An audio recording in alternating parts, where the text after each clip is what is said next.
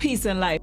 It's your girl Genesis Blue, and we are back for another episode of the Blue Room Show. You know what? I feel like it's a good time for us to have some good conversations about resources. Because, man, the current political climate and just the state of America right now, I think it's really important for us to talk about what our path moving forward can look like. How do we empower ourselves? So I wanted to bring some close friends of mine. You know me, I like to keep it in the family as much as possible. And so that they can talk about what they're doing. It's a really cool organization, but also they're just really dope Black women. So I want you to meet them. So without further ado, I'm going to introduce y'all to my sorors, right? Carmelita Deaton, Kimberly Sanders Allen. Okay. Because they grown. We grown-ups now, so we used to go by other names, right, girls? Yes. But welcome, and thank you so much for coming in and stopping by. Let's just jump into you guys both telling me a little bit about just yourselves individually, and then we'll get into the other stuff. Okay.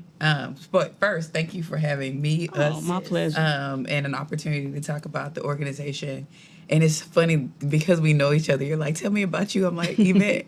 But the world. I know, the world. So, I mean, so much. Carmelita, Houston native, a lover of sports, work, thriving, and uplifting our community. I love that for us. I've been in tech, an executive in the tech industry for about 10 years. Wow. Yeah. And doing venture capital outside of that, along with my own podcast, just talking about finance and health and things of that nature. And then I brought our village, founded this organization in 2019, and really got it kicked off in 2023 when it came back home to Houston and partnered with Kim. So let me ask you this. 10 years in tech, did you sort of... did you already see the future and where it was going, or did you kind of just fall into tech? Or did you say, I think this is where the future is going, let me get in there? No, I fell. Yeah. I tripped and I fell on tech. I tripped and I fell. I have a saying, and I know, people's, spiritual light universe, whoever your God is, it's your business. But my God don't play about me. And so in 2017, I was looking for a new career path. I wanted to just do something different, better. Actually, I found out that a colleague who was working alongside of me made twice as much as I did, and we did the exact same job. Whoa, look at that. So I went on a hunt to just do better and ended up interviewing for and passed with flying colors. It was a very extensive interview process. 6 hours. 6 hours, all in one day. It was very exhausting. But that's how I ended up getting into tech. And back then, they made everyone move to Seattle. So that's how I ended up moving to Seattle. Okay. We're going to put a pin in that. We're going to circle back around to all of that conversation. Okay. But Miss Kim, tell me a little bit. Kim Sanders Allen. I'm from East Texas. It's like she said, it's hard talking to you because you know this. But went to Sam Houston State, graduated with a bachelor's in criminal justice, worked social work for 15 years, pivoted recently to human resources. Received a master's in higher education from Sam Houston. Recently, when I pivoted from social work, I missed helping other people. Gotcha. And when Carmelita came back, she talked to me about our Pride, Our Village, and I was sold from there. So, okay, great. You guys are giving me so many questions. I know we got the script, but... You make me think of other questions. Yeah, so what I'm seeing is, and what I'm understanding just from interviewing so many people is that, is there something like with Black women where we just automatically think we're supposed to help and rescue everybody? I'm like, not that it's a good or bad thing. I'm just saying every Black woman that sits here is like, also, I do X, da, da, da, da. And then I also make sure to help the community. Where do you think that comes from within us? I have an answer, but do you want to go? For me, I think it comes from just growing up, like always being in a tight-knit community, in a Black community. Like my parents, I always saw them helping other people, putting me in organizations like Girl Scouts, helping people always. So I just knew naturally that's my gift, to just help other people. I just think that is embedded in our DNA. Okay. Yeah. What do you think? I had a very opposite experience. I will say, when my parents were together, my dad used to take me to like soup kitchens, and we would do those type of things all the time. And so I always knew it was very fulfilling. But for me, it was more so being for my community, what I would have wanted. Come on, somebody. Yeah. So that was kind of where my itch came from, to always try to give back or be a resource as in a way that made sense for me, right? Everybody has their own niche. Everybody has their own ministry, has their own calling. So I couldn't be something that I'm not. So I was like, how can what does this look like for Carmelita? Yeah, I love that. Yeah. But then the question for me is like, we do a lot of the work and then we get the short end of the stick. Do you ever feel conflicted by 100%. That? And how do you resolve 100%. 100%. 100%. Yeah, we have a real conversation. Yeah. I was like, ooh, that was not on the list. But for me, it really hit me,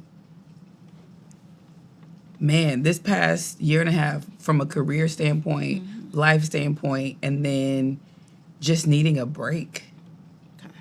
I just felt like I was trying to be everything for everybody and not getting that in return, and started requiring it to be returned. The boundaries and stuff. Yeah. And that's hard because you feel selfish. Well, for me, I can only speak for me. But we're also taught to feel we're taught to feel selfish. Isn't that something? But one person told me, go through like,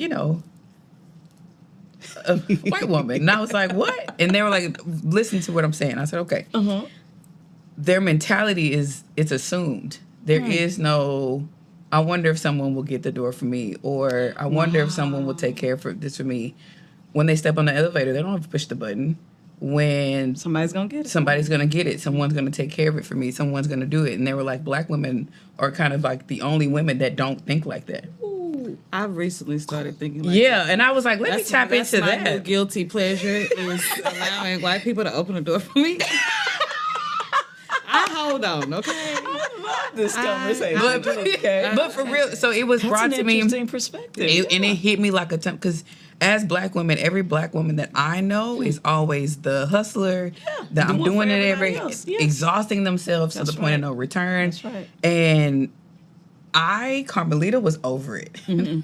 So I spent all of last summer, majority of last year, undoing all of that. Like identifying how my ecosystem began to operate like this, where I was left empty, and then I took the whole month of December off. I love a good day off. A good month, even better. Yeah. It was hard, but I did it. Save my PTO. So same for you. You feel the conflict of that, always being there for others, but short. Yes, I would say where I am in my journey now, I don't feel like I have the short end of the stick, because one, I've gone through the processes of setting boundaries and setting limitations so that I don't end up empty. Because I come from a big family. I'm the second oldest. I have a lot of responsibilities. I take pride in, taking care of my parents, taking care of my family.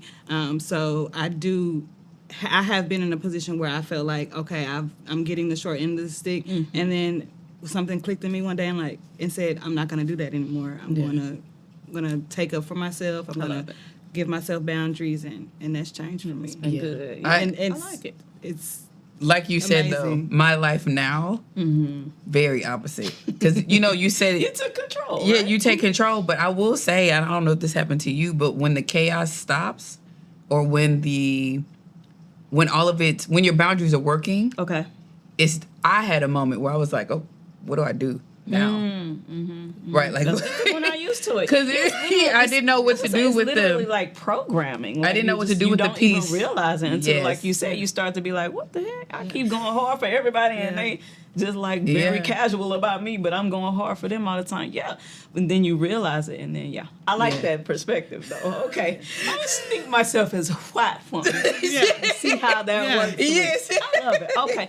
So at some point, like you both said, we achieved in career, we achieved in personal life, and then we go, what can I do? I love this, that maybe I would have wanted done for me, or I'm used to doing it, so how can I continue that legacy? So tell me about how you came up with the idea about our Pride Our Village? Yeah. So when I lived in Seattle's a very depressing place.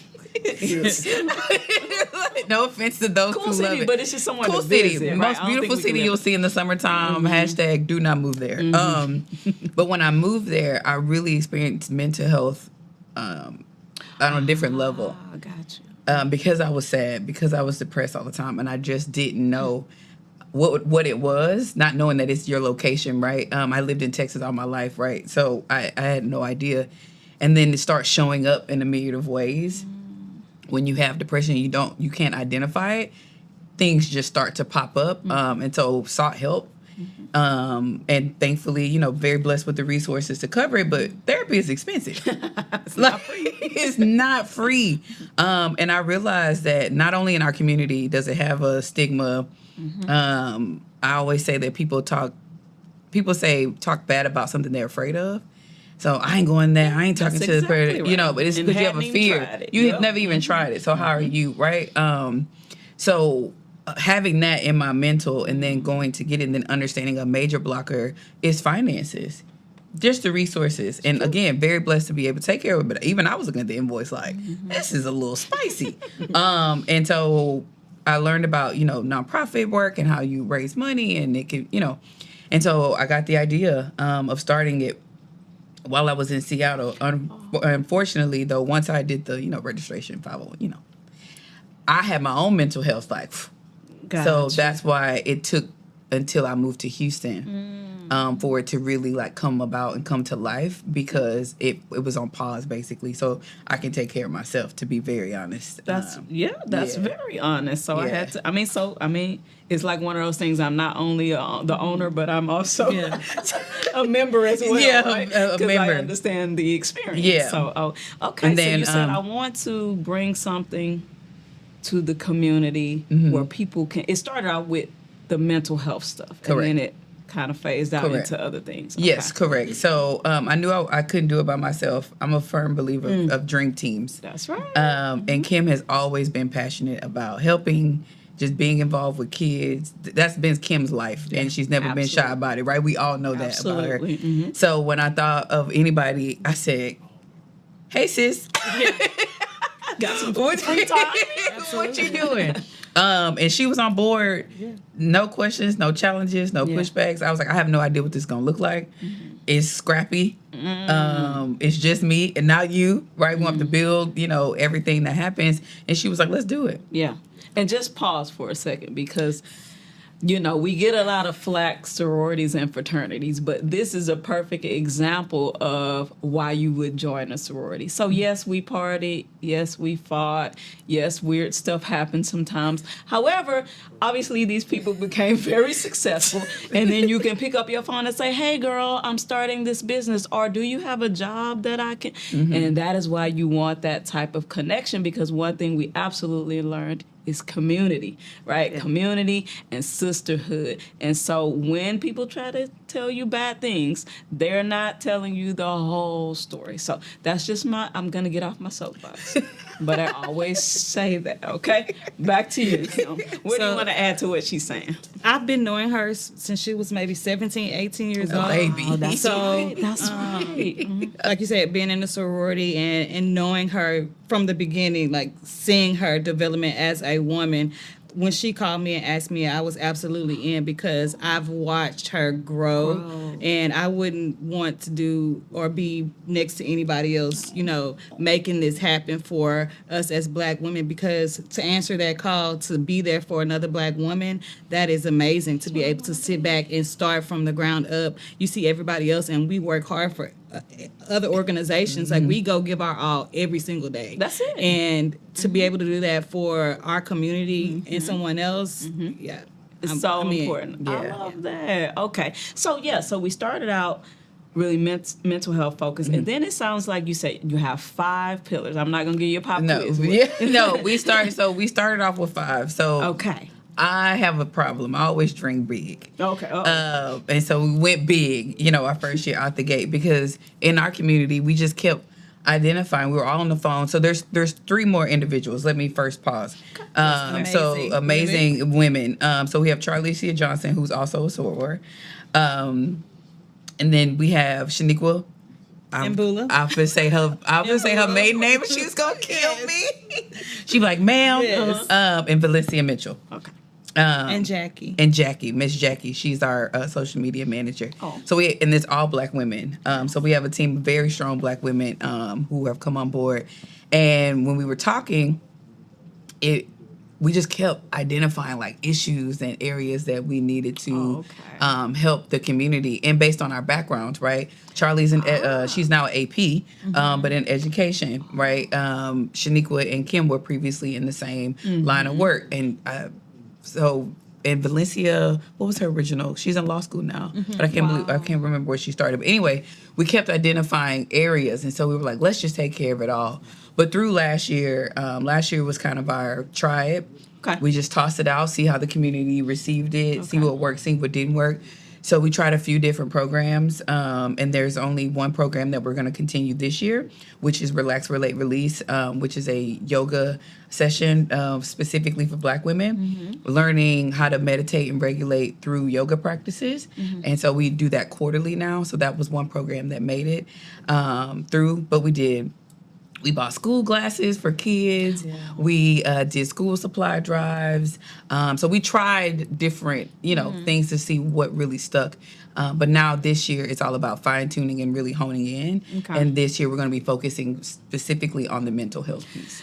Got you. Yeah. Okay. Yeah. And so then whatever programs or events you do will be free. So like, for example, the yoga thing. Correct. Right? Because you don't want them to have to worry about paying for it. So we partner with Ebb Flow and Wellness, and she is amazing. She comes in and she gives us activities and different exercises. And as Black women, it's an unspoken release. Like I know that that's what we're doing, relaxing, relating, and releasing with one another. But it's a safe space when you come. It just feels safe to let go in an environment with women who are from different walks of life, but we have one thing in common, that's being a Black woman. That's it. Oh. Yeah. The way it's instructed, or the way it's built, is relax, relate, release. So she walks us through a point of relaxation. So teaching you how to breathe and really checking in with yourself, releasing. So we, like to Kim's point, we may do an activity, answer questions, right? Tap into yourself. Gotcha. So it's very interactive, and it builds a sense of community. And then there's also the stretching and the yoga piece. And anyone can come. And so it's an hour of magic.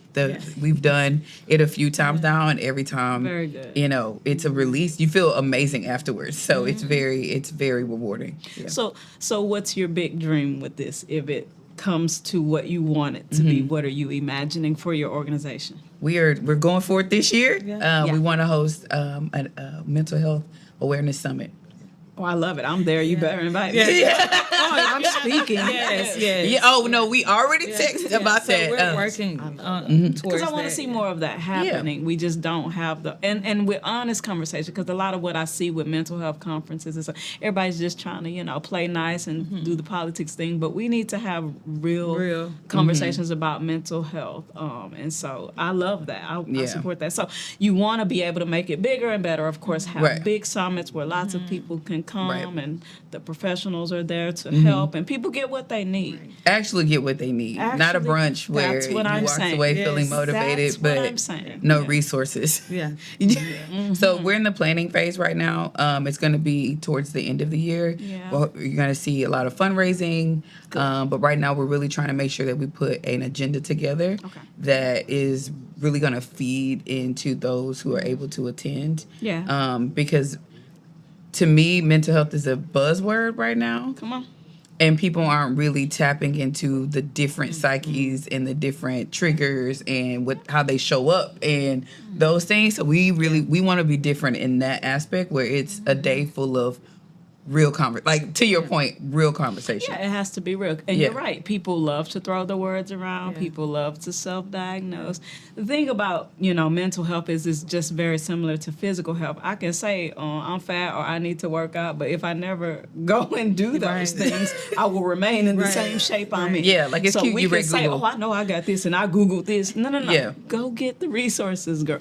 And you're right. The resources are super limited. I do want to give a shout out to the Love Land Foundation. I Okay. want you to check them out because what they do is actually give vouchers to specifically Black women for free therapy. So they'll give my clients 4 sessions, 8 sessions, sometimes 12. Oh, And all nice. they have to do is fill out a little simple application, and they provide the funding. And that might be a cool person for you to connect with, or do something similar to that. It's a very dope organization. Okay, But that's what we need. We'll because definitely you're have to right. connect after. And then we also have Family First Counseling, another soul war in her. shout out And to so Ash. we partner with them to provide therapy. I love it. Or cover the costs, basically. I love it. And then participate in their scholarship, their annual scholarship. Our Part Our Village is a firm donor in that. So we also, so that's our first partnership actually came through our, being connected and networking community. Yeah. So definitely though, we want to circle back. Good. Yeah. So as you guys are doing this, what are you kind of noticing about the community, whether that's the mental health, the financial literacy, the education? What are some things you guys are noticing? Has it been easy or what? For me, it hasn't been. I'm the mental health director, so it hasn't been as easy finding people in our community that want to let that guard down to receive that help.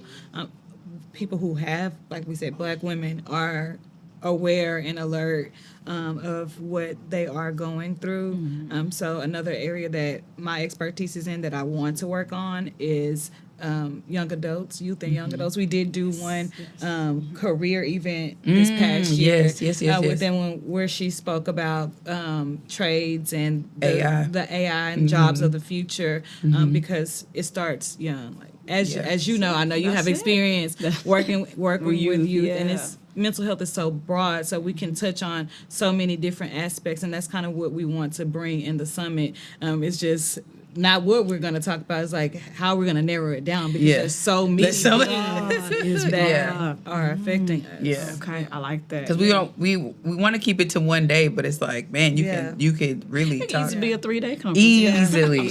So that's what I want to build to. Yeah. I easily could see that happening for us because it's needed right now. Yeah. 100%. How about you? Anything? What are you kind of noticing? Yeah, just the challenge of the openness. It's still a very vulnerable conversation to talk about what you're going through mentally across the board. Men, our Black men. Yeah. I know, and I love. Let me first start by saying I love this trend where Black women are starting to take a step back and be soft. I love this. I love this for us. It's I think I said this, last summer. I love this trend and I hope we stick to it. Amen. But we still have a lot more work to do. Okay. And I think we still have a lot more work to do when it comes to our homes, how we're showing up individually for ourselves and for our families. And I still think it's very uncomfortable. People like to live, comfortably. And it's like, oh, I don't have any issues. There's still a lot of, I don't have any issues. We all do. We all do. And so it's very, I don't know. And to me, I'm also having the God plus conversation. So a lot of when I talk to older generations, my family, a lot of boomers are very much take it to the altar, leave it there. And it's like, right, but God gifted therapists too. Yeah, absolutely. It's very simple. It's very, because you will go to that doctor when you in pain. Yeah, so that was my biggest lesson has been with my family. Just doing the work. And then someone said it the other day, very nice. She was like, you do the work to heal from the generational trauma, but trying to get approval from the people with the generational trauma. Come on. And I was like, bars. Whoa. Because everyone's not doing that work. No, and so once you start doing the work on yourself, you start to see it a lot clearer, especially as you step out of it. So it's getting that older generation to not just be like, this is the thing the new kids are on. Has been outside of, just... And you're a PK kid, right? So what was that like for you? Was your family into mental health? Or? Yes. You've seen, like I said, I've seen my parents go into social work and being a PK, even seeing things that my family have gone through and seeing my dad go through therapy for years. And just... those conversations that we've had together when he's, had a breakthrough, it's been healing for our relationship. Wow, so you kind of have that balance. It is amazing. I love that. Oh, this is a good place for us to take a break. You're watching The Blue Room Show. We'll be right back.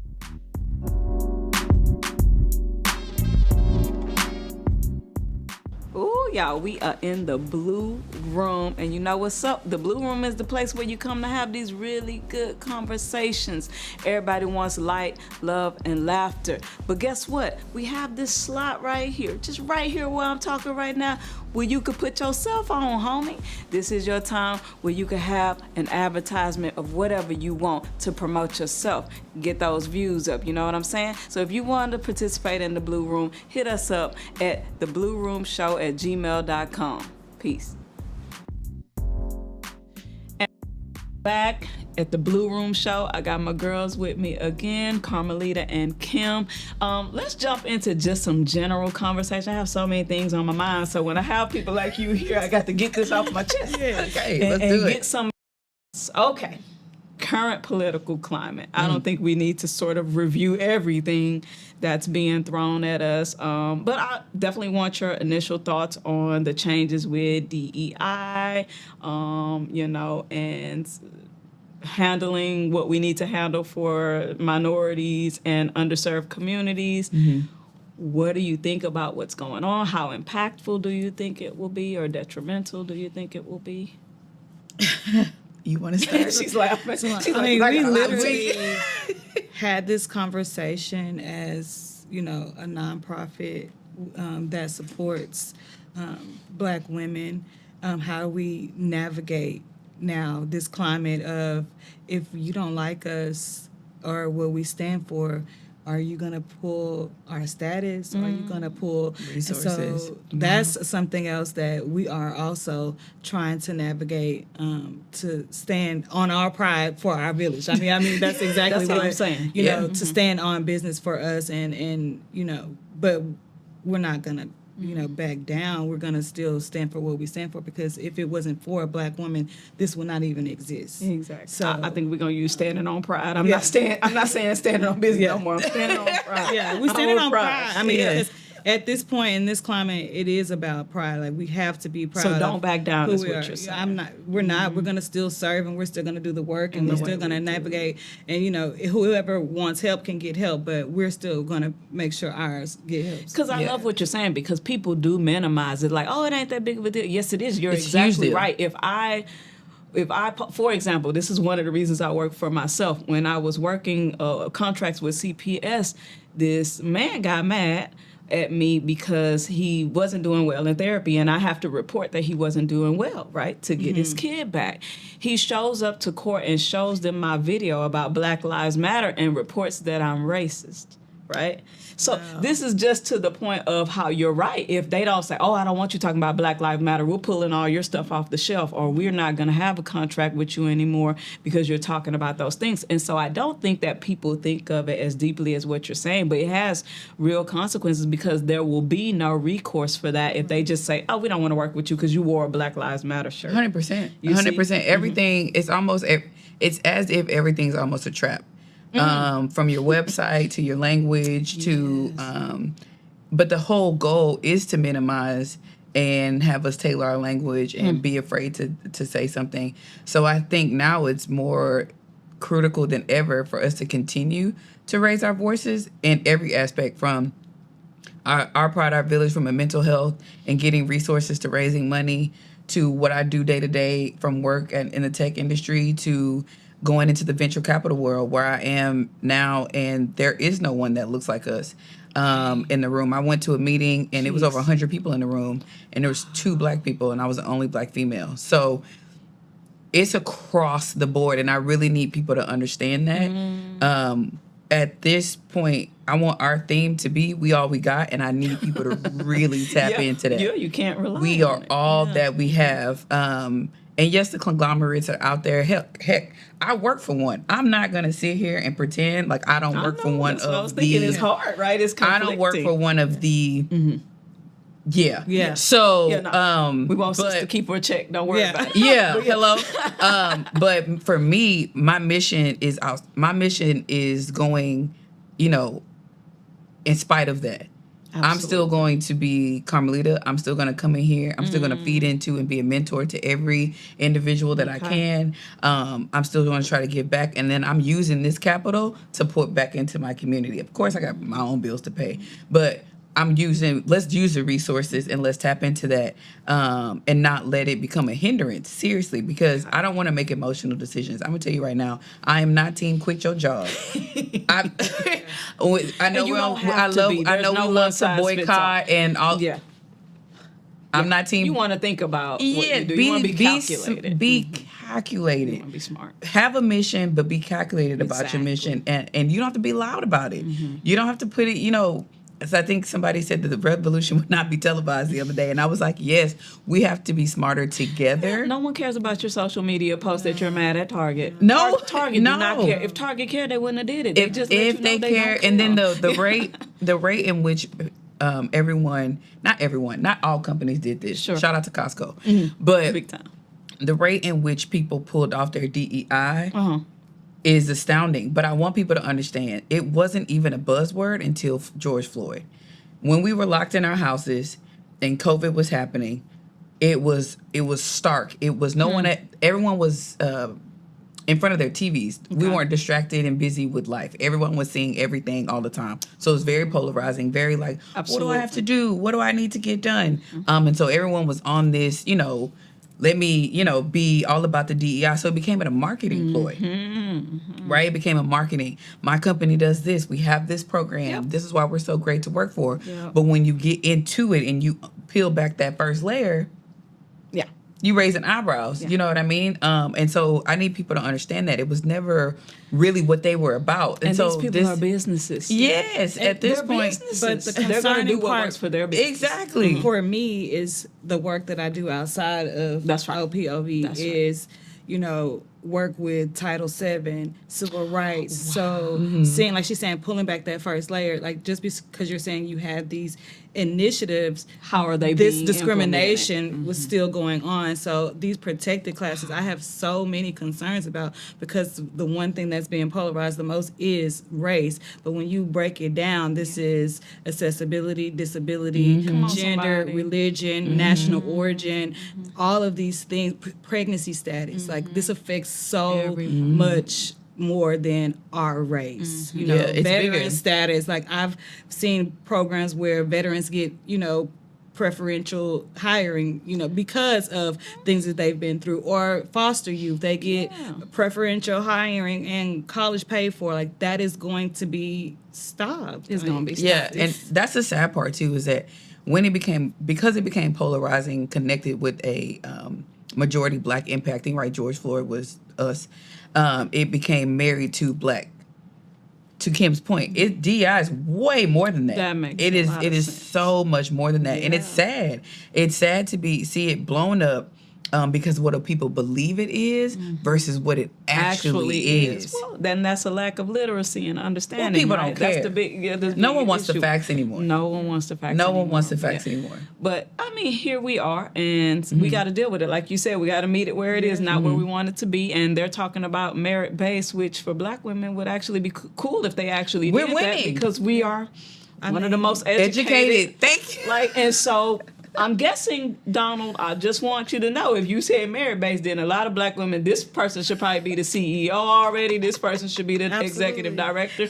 What's the problem, girl, if we're doing merit-based? Yeah. And so I think we'll tell really quickly if it's really merit-based, which, by the way, the presidency wasn't even merit-based. I've done so many, because recently I just started a new job. So in that process, in that transition, I filled out probably thousands of applications. Whoa.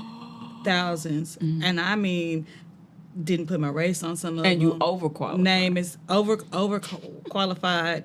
Didn't hear anything back from most of them. It was only through a relationship that I knew somebody that I got in the door in the first place. And the crazy fact is that for women, especially Black women, we won't apply for a job unless we feel like we have 100% of the qualifications. Wow. Where it's a data point. Like people can Google this once they watch this. So if I'm applying, you're overqualified. I know I'm qualified. At least when Black women apply, 9 times out of 10 they're overqualified. But we think we're just qualified. Whereas other races, because it's not just, whites or whatever, all other races, they just go for it. Mm-hmm. We second guess, and we had to pick apart everything. And granted, I've been with the same company for almost 10 years, so I haven't had to fill out an application.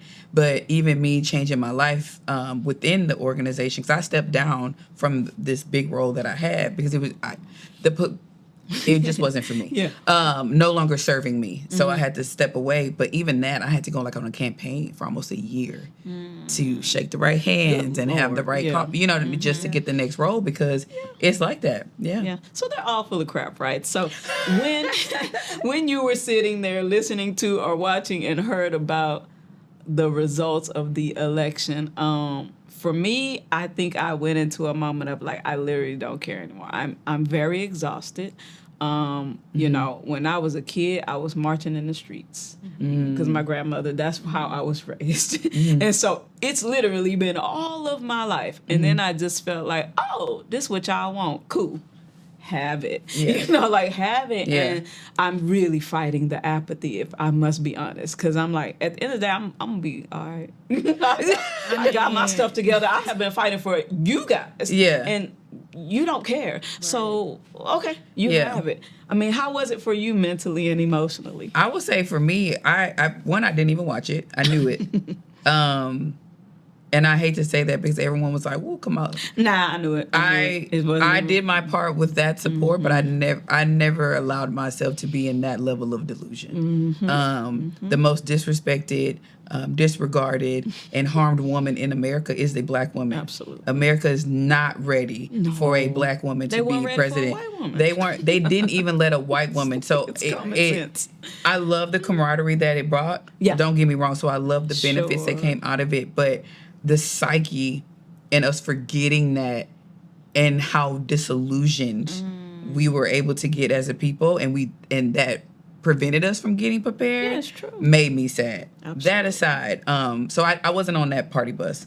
I didn't even watch, and like you, but not for the same reasons, I said I quit. I quit. And that's why it made me really happy when I got online and I started to see black women say, "This not on us. We did our part." Sipping their tea. This not our fight. And I said, yes. I'm not the only one. Amen. I think I personally, I was upset. Went through my social media. Because you're such an empath already. I am. So I went through and I purged my social media. Oh, wow. Went through intentionally.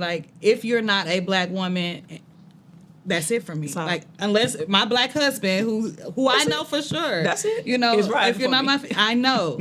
And then other allies that are black men, because I'm not going to say not all black men fall in that, but I became very intentional. And then so then I started watching my social media to see what I started getting. And I'm getting our history, I'm getting our feeds, I'm seeing what I want to see. But then all of a sudden I get something else that pops up in my algorithm, like take this survey from Instagram. I don't know if y'all have seen this one. It was a survey. It's a survey that they have about, do you think that how you feel, what you're seeing, do you feel like this is right? I didn't go all the way through because it was one that I was like, I'm not answering yes or no to this. So I just clicked out and it never came back. It's a trap. Yeah. But, I was, upset because you want to have hope. Very disappointed. Because that, like you said, we're overqualified. So we're all three sitting here with advanced degrees, like three out of three, 3 for 3. So we are 3 for 3, literally. That when you're tapped in and you are on that level in the 92%, you have that education, you know that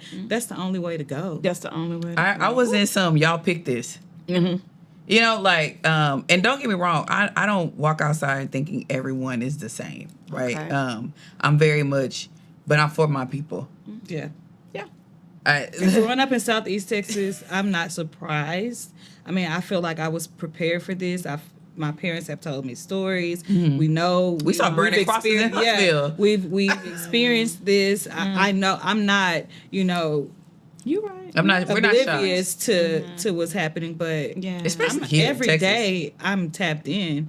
I'm still, because I need to know at any point, do I need to grab my? What do I need to grab? Stay ready. Get your passport. That's what I'm saying. That's why I was like, preparation. So what do you think is the path forward? What is the path forward? What would it look like? We have to fight. I mean, I still think that we have to fight. Or what does that look like? People leave. I've had close friends that are expats now that have left, the country. But for me, I'm gonna always fight. Okay. I think outside of the fight, because we ready to scrap. Yeah.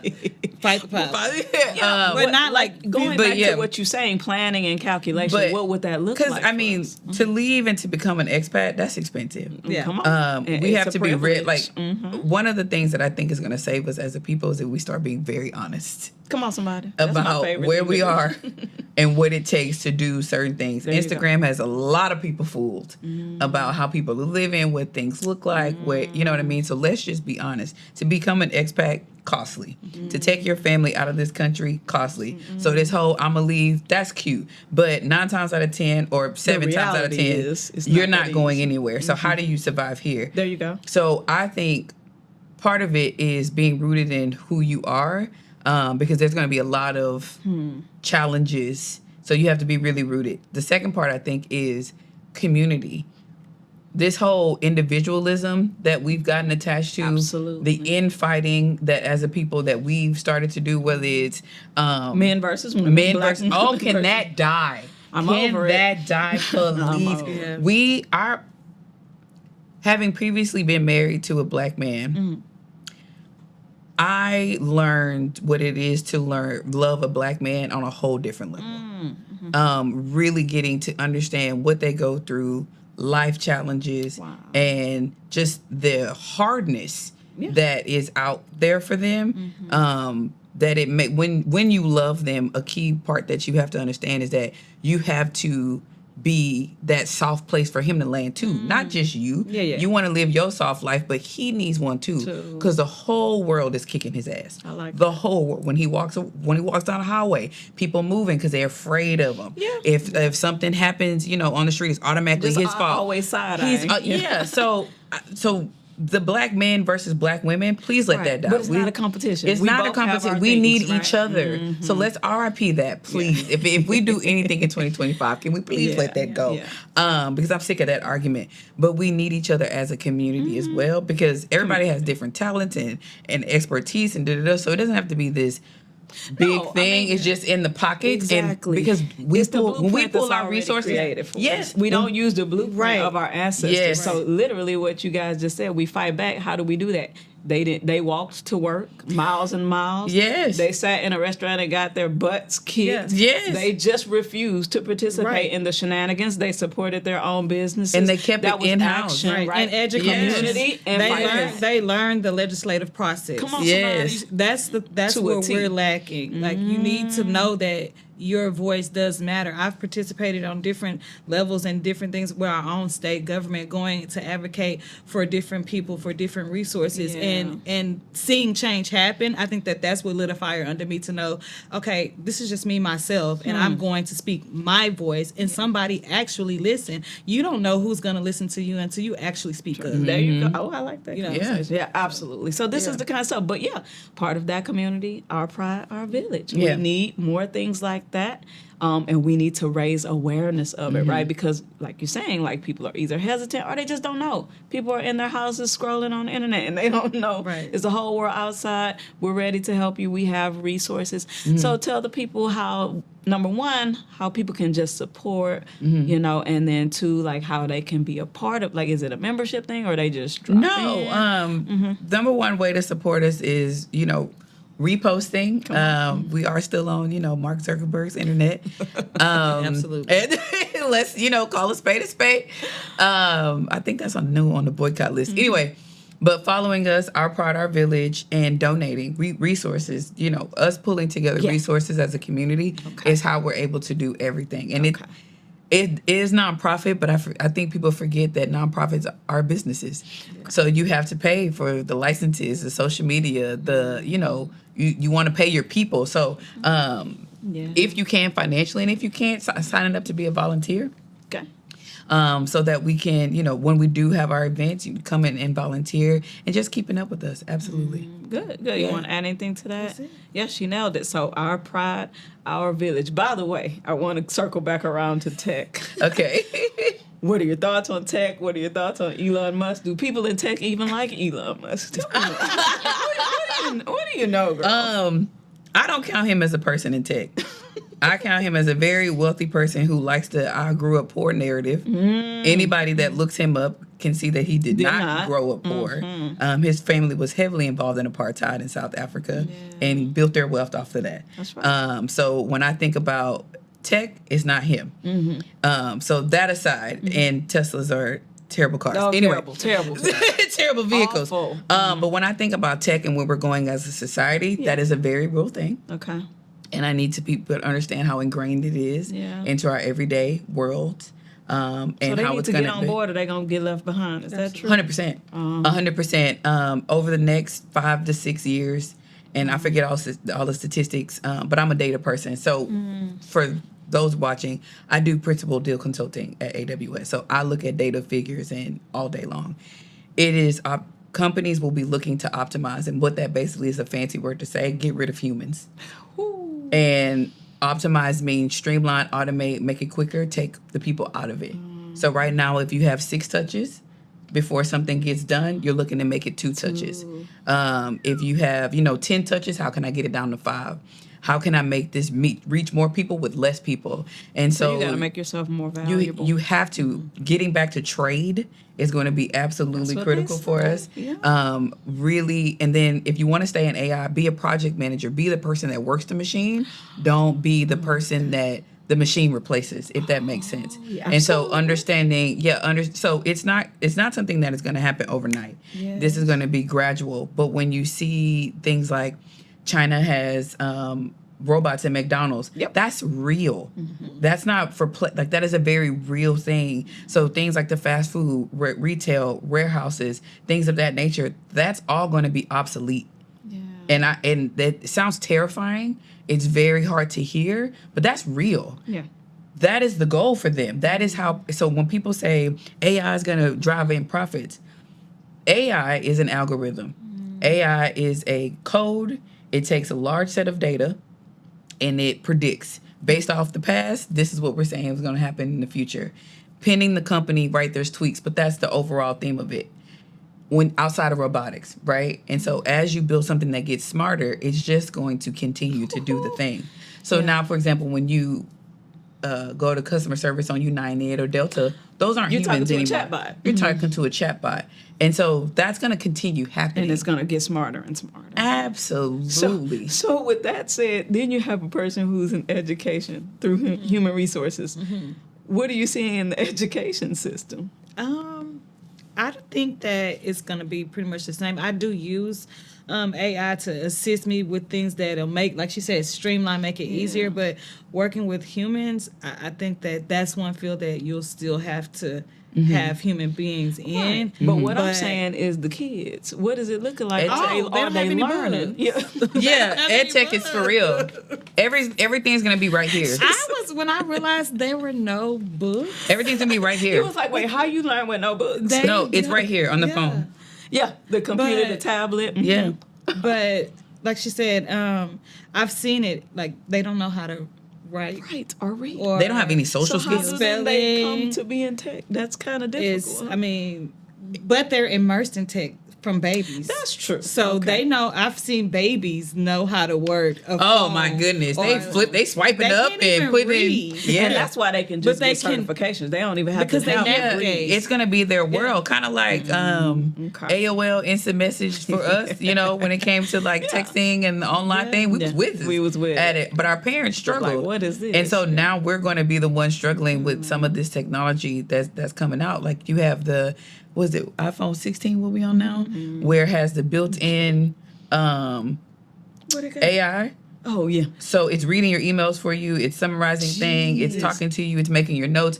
The 16 does that. It learns your voice. Yes. It's starting to creep me out. Yes. But it's a useful tool, though. It is, because I get frustrated as a black woman who interviews a lot, who talks a lot, who I can't use the dictation because it doesn't catch my voice. It's like discrimination. So I would like some tech that would, catch my voice so they can make my job easier for me. But also I've seen, like you said, parents don't adjust, but I've seen my mom adjust to technology and that's good. see how because COVID, they were at home and now she loves working from home. So just seeing her work on 2 platforms like an iPhone and an Android, just seeing her navigate those things, Mama. Be able to pull over on the side of the road and connect to send an email. There's a shift that is happening. 100%. But we, our community, we need to be on board 100%. With that. So I love, like you said, mental health is where you're starting. But you can go financial literacy. You can go education. You can go anywhere. Yeah. We need all of these resources, right?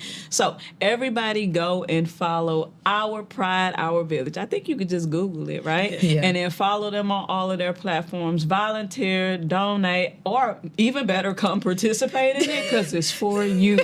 All right. Yes. So ladies, Absolutely. for coming on. Thank It's you. been my pleasure to converse with you. I appreciate you. I'll probably have you back on again just to have more conversations like this. But that's all we have for today. It's your girl Genesis Blue. You have been watching the Blue Room Show. Peace.